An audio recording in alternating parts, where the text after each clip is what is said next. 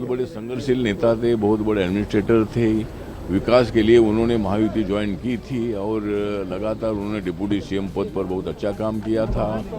और जिला पंचायत के चुनाव में मतलब जो जिस तरह मतलब वो प्रचार के लिए जा रहे थे और वहाँ विमान का जो क्रैश हुआ है उससे महाराष्ट्र का भारी नुकसान हुआ है और हम सब लोग अभी उनके अंत्य संस्कार के लिए जा रहे हैं। तो ये बहुत बड़ा नुकसान हमारे महाराष्ट्र का हुआ। परिवारजनों से आपकी बात हुई है क्या? नहीं, अभी तो बात नहीं हुई। अभी तो परिवार तो अभी जिनकी सुमित्रा पवार और सुप्रिया सुले मतलब वहाँ जा रहे हैं, हम भी जा रहे हैं। तो मतलब ये बहुत बड़ा नुकसान हुआ है और एक बहुत ही अच्छे नेता को हमने खो दिया है। ये जो तस्वीरें हम लगातार दिखा रहे हैं ये उस प्लेन की तस्वीरें हैं, ये उस लेजर 45 की तस्वीरें हैं जिसमें सवार होकर के अजीत पवार बारामती पहुंच रहे थे। लेकिन अब इस प्लेन की ये तस्वीरें देखिए जिसके चिथड़े उड़ चुके हैं, परखच्चे उड़ चुके हैं इस प्लेन के, धुआं निकल रहा है, सिर्फ मलबा नजर आ रहा है। ब्रजेश जी, ये तस्वीरें बहुत ही भयावह तस्वीरें हैं जो सामने आ रही हैं। बिल्कुल, जैसे हम लोगों को सुबह खबर मिली थी कि प्लेन क्रैश हुआ है वही महाराष्ट्र के बारामती में, तो भरोसा नहीं हुआ था कि ये हादसा इतना बड़ा होगा, क्योंकि इसमें deputy chief minister Ajit Pawar, उनके सहयोगी और प्लेन का पूरा क्रू था, तकरीबन 5 लोग थे।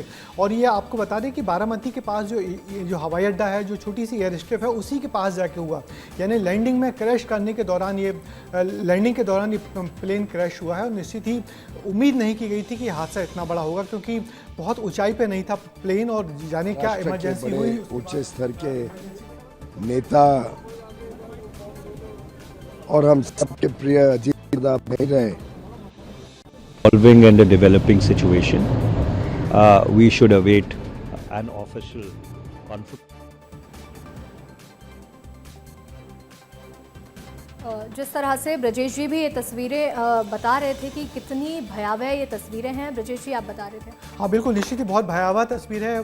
भरोसा नहीं होता कि एक प्लेन ऐसे बुरी तरह टूट के गिर जाएगा, वो भी हवाई पट्टी के बिल्कुल पास। बारामती में एक एयर स्ट्रिप है जहाँ पर ये अपने प्लेन के साथ, अपने क्रू के साथ जा रहे थे, अपने सहयोगियों के साथ जा रहे थे। सुबह सुबह मुंबई से उड़ान उन्होंने भरी हुई थी।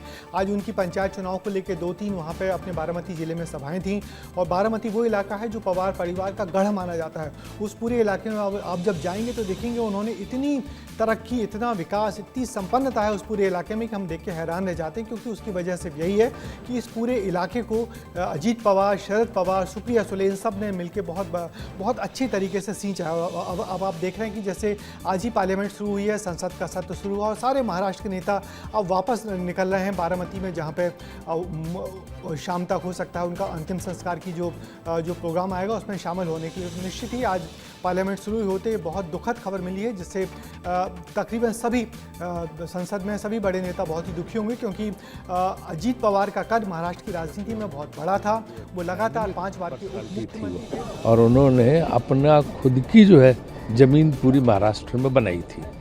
तो मुझे लगता है उनके जाने से न केवल महाराष्ट्र की राजनीति को बहुत बड़ा नुकसान है, बल्कि देश की राजनीति को भी बहुत बड़ा नुकसान है। और आज बजट सत्र का शुरुआत होने जा रहा है। विपक्ष SIR से लेकर मनरेगा से लेकर तमाम मुद्दे। देखिए, विपक्ष सारे मुद्दे उठाने का प्रयास करेगा, सरकार को मुद्दे उठा देने चाहिए, क्योंकि SIR की लड़ाई जो है, चुनाव आयोग की धांधली की लड़ाई हम लोग लगातार लड़ रहे हैं कई सत्रों से।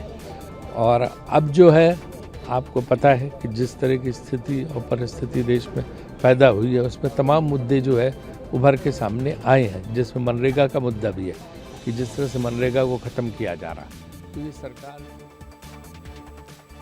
और ये तस्वीरें भी हम लगातार दिखा रहे हैं, लेकिन इसके साथ ही जो बड़े नेता हैं उनके ट्वीट भी सामने आते जा रहे हैं, सभी दुख व्यक्त कर रहे हैं। इसके साथ ही ये इस दुखद हादसे को लेकर के सोशल मीडिया एक्स पर लगातार जो बड़े नेता हैं वो पोस्ट शेयर करते जा रहे हैं। बारामती में विमान क्रैश हुआ है, बारामती पवार परिवार का गढ़ माना जाता है और उसी जगह पर अजीत पवार ने अंतिम सांस ली है, उसी जगह पर उनका निधन हुआ है। वो VSR था, जो एयरक्राफ्ट का टाइप था वो लियर जेट 45 था। लोकेशन बारामती एयरपोर्ट महाराष्ट्र है। यात्री क्रू समेत 5 लोग। और इस जो ये जो उनकी डिटेल दी है, बारामती में एयरक्राफ्ट की क्रैश लैंडिंग हुई है। विमान में महाराष्ट्र के डिप्टी सीएम अजीत पवार अपने निजी सुरक्षा अधिकारी और एक सहायक के साथ मौजूद थे और उसके दो क्रू मेंबर ऑपरेट कर रहे थे। ऐसे करके कुल 5 लोगों की इस विमान दुर्घटना में मौत हुई और छोटा प्लेन था, छोटा एयरक्राफ्ट था। मगर जो कुछ हुआ है वो बारामती एयरपोर्ट के पास हुआ। ये बहुत दुखद है कि एयरपोर्ट के पास आके यदि प्लेन की क्रैश लैंडिंग हो रही है तो जाने क्या हुआ होगा। मगर निश्चित ही प्लेन के एयरपोर्ट के पास हो जाना बताया जा रहा है कि ऐसा लग रहा है कि कितनी बड़ी चूक हुई होगी या कोई ऐसी इमरजेंसी हकीकत हो गई होगी जिसके चलते इतना बड़ा हादसा हुआ। और वो भी बारामती के लोगों को तो दुख का पहाड़ जैसा टूट पड़ा होगा, क्योंकि बारामती में बहुत पॉपुलर, बहुत लोकप्रिय नेता थे अजीत पवार। उनको दादा अजीत दादा कह के सभी लोग संबोधित करते थे। और जिस तरीके से उन्होंने अपनी पूरी इलाके में अपनी राजनीति की है और जिस तरीके से लगातार वहाँ से विधानसभा चुनाव चुन के आते रहे, तो उससे जो इलाके की जनता उनको बहुत प्यार करती थी और वो उस इलाके के बहुत बड़े नेता थे।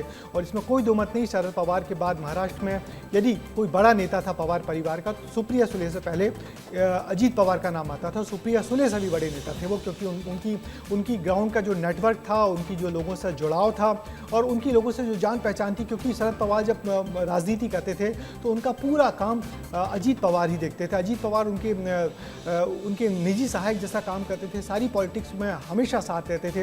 इसलिए जब अजीत पवार ने शरद पवार का साथ छोड़ा तो शरद पवार बहुत दुखी हुए, बहुत नाराज हुए और उनको कभी उम्मीद नहीं थी कि उनके साथ अजीत पवार ऐसा साथ छोड़ के चले जाएंगे। बिल्कुल ब्रजेश जी, जिस तरह से अभी आपने ये जिक्र भी किया है कि एनसीपी के प्रमुख थे और इस कद के कोई दूसरे नेता अभी फिलहाल महाराष्ट्र की राजनीति में नहीं है, जिस वजह से एक शून्य भी खड़ा हो रहा है। बिल्कुल, निश्चित ही उनके जाने के बाद से एक बड़ा शून्य आएगा। और अब ये देखना होगा कि जो एनसीपी पार्टी है जो अजीत पवार की थी उसका क्या होता है। क्या वो बीजेपी मंच होती है या शरद पवार के साथ जाती है, तो ये तो खैर आने वाले दिनों में तय होगा। मगर निश्चित ही पूरे महाराष्ट्र की राजनीति में आने वाले दिनों में एक बड़ा बदलाव हम लोगों को देखने को मिलेगा। और निश्चित ही ये बड़ा बदलाव ये है कि किस तरीके से अजीत पवार के जाने के बाद एक जो शून्य उभरेगा उसको कैसे भरा जाता है। शरद पवार और उनकी बेटी सुप्रिया सुले के लिए निश्चित ही ये बहुत बड़ा झटका है, बहुत बड़ा, क्योंकि परिवार का बहुत खास आदमी सुप्रिया सुले और अजीत पवार के बीच तनातनी भले ही होती रही हो, मगर दोनों के भाई बहन के रिश्ते थे और वो हमेशा इस रिश्ते को बहुत अच्छे तरीके से सामने भी लाते थे। मगर बड़ी बात यही है और ऐसा लग रहा था कि कुछ दिनों के बाद ये पवार परिवार एकजुट हो जाएगा।